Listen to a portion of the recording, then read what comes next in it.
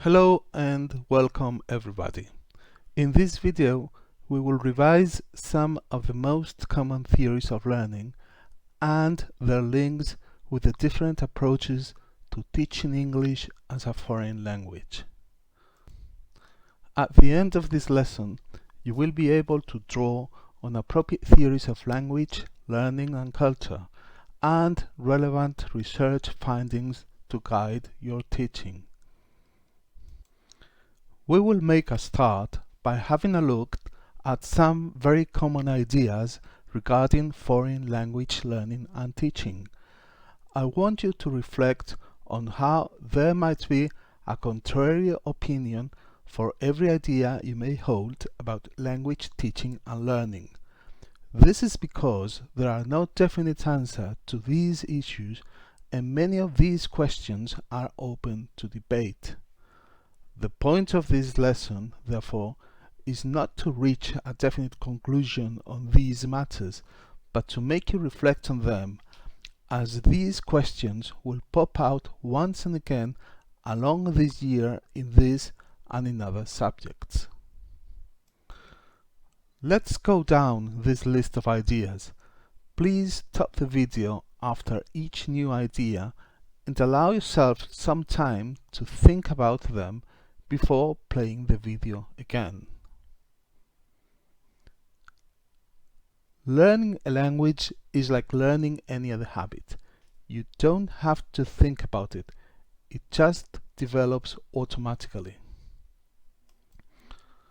Some authors tend to believe that you may acquire a second language just by practicing it, while some other authors might be inclined to say that a good amount of reflection, conscious learning, awareness, or however you may want to call it, might benefit language learners. One of the questions you may reflect on is, how much teaching does language learning need? Is learning grammar and vocabulary really necessary or even convenient? Or just the right amount of practice and repetition will do the trick? To learn a language, you have to hear others speaking it. But learners really develop languages inside themselves, forming their own views about how it works and following their own sweet way.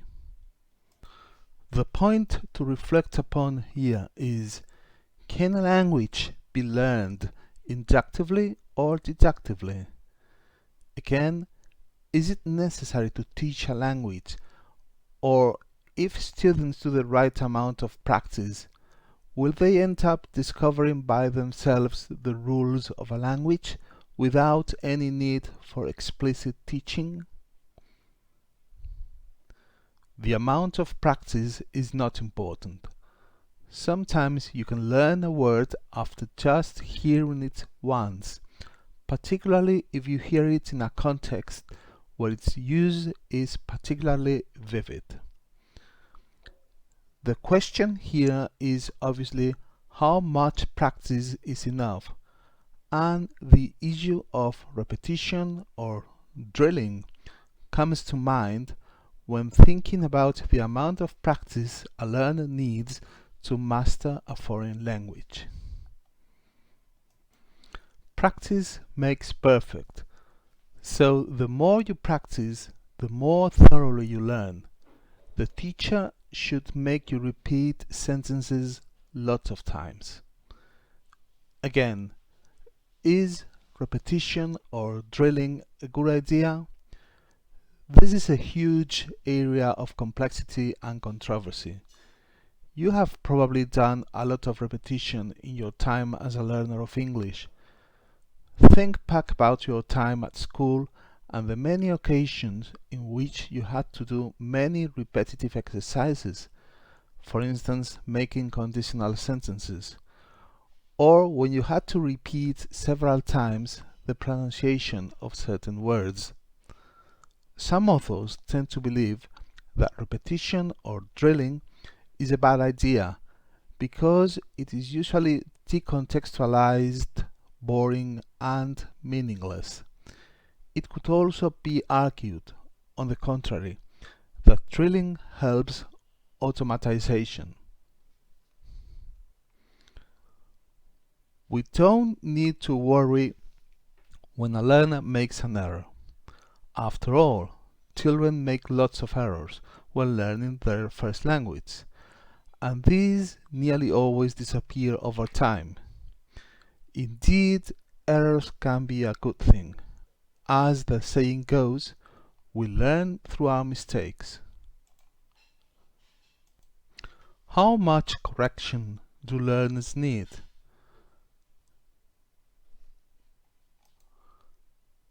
Some authors tend to believe that corrections or feedback should be kept at a minimum, and it should never interrupt the flow of communication.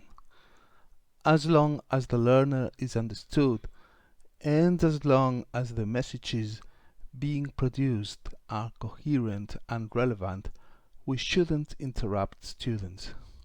Other authors, however, believe that we should correct as often as possible in order to prevent the formation of bad habits. We can see at work here a dichotomy which will be quite recurrent along this year: accuracy versus fluency. When correcting your students' mistakes, you may focus on accuracy and therefore prioritize correctness over communication, or you may focus on fluency and therefore prioritize communication. Think about the reasons why you may focus on accuracy or fluency. Thinking about how the language works is a very important part of learning.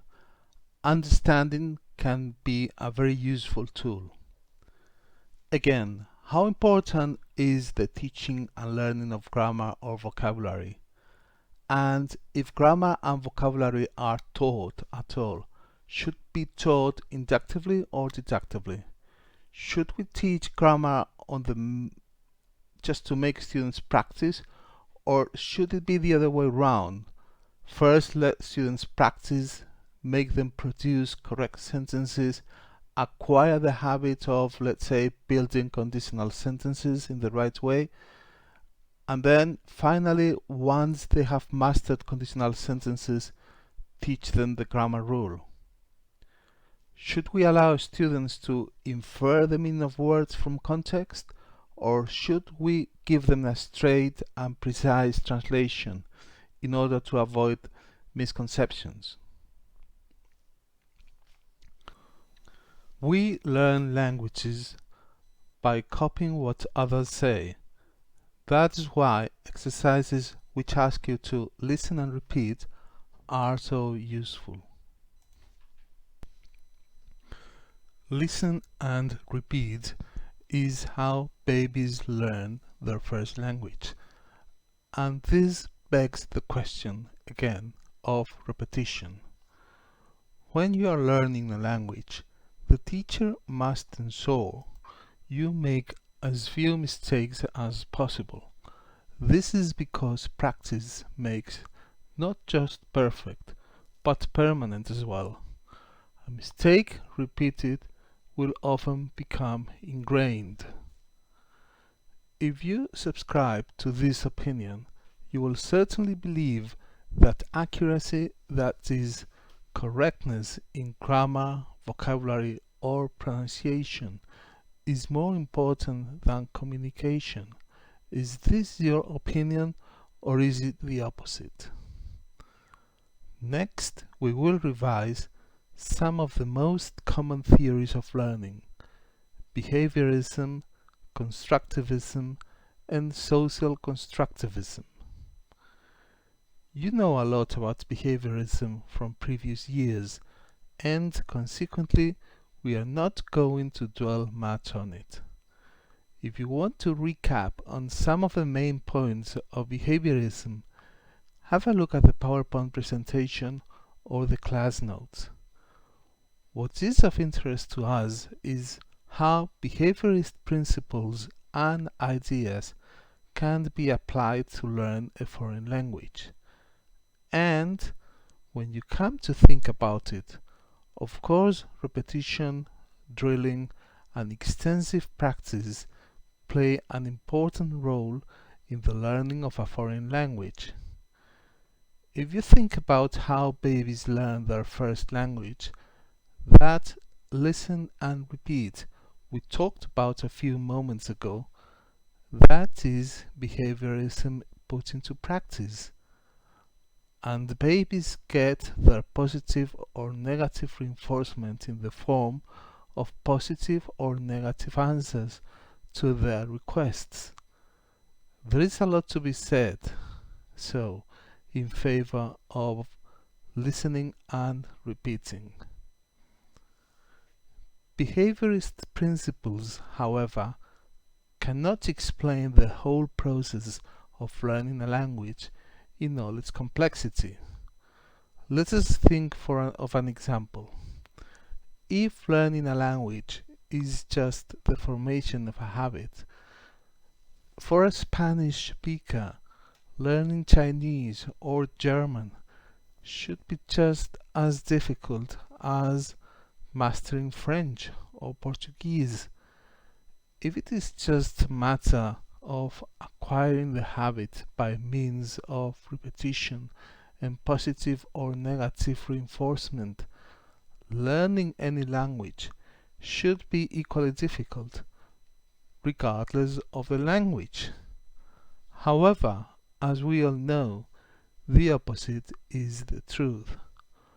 Why is it then easier to learn a language which is somehow similar to your native language than a language which is totally different?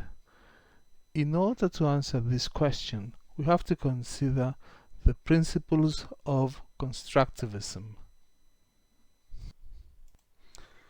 Again, we are not going to delve into constructivism a lot, as you know lots about constructivism from previous years. If you want to recap on some of its main ideas, you may have a look at the class notes. Suffice it to say that the main principle behind constructivism is that knowledge is actively constructed by learners based on their existing cognitive structures. In the case of learning a second language, when we think about those existing cognitive structures, grammar and vocabulary come readily to mind. Think about it. To what extent, when you are uttering a sentence in a foreign language, are you applying some grammar rule that you already know, that you have learned somehow, or that you have studied? Or maybe you are using words which you are, consciously or not, translating from your native language. This may or may not happen at all times, but it is something we all do in certain occasions. Sometimes when we speak a foreign language, we do it automatically. Some other times, we have to think about what we want to say. In these occasions, whether we want it or not, we certainly recur to some kind of cognitive processes and to some form of conscious or unconscious translation. Finally, we are going to briefly revise how the principles of social constructivism apply to the teaching of English as a foreign language. In essence, one of the basic principles of social constructivism is that all forms of knowledge are socially constructed. That is, knowledge is a social phenomenon which always takes place in a community of learners. These ideas apply very well to the learning of a foreign language, as this never takes place in isolation. Learning a language can only occur if some kinds of meaningful communication takes place. And communication, in order to be meaningful, has to be driven by a need to communicate in a relevant context, and it has to be met by an appropriate answer or feedback. These ideas, communication, the need to communicate, relevant context, etc., are paramount in the so-called communicative approach, which is the dominant methodological trend nowadays. The extent to which a communicative act might be meaningful or not is, however, controversial. Think about this. Is reading a meaningful communicative act? Is watching a movie a meaningful communicative act? And this brings the lesson to a close. In the following lessons, we will keep on exploring these questions. This will be all for today. Thank you.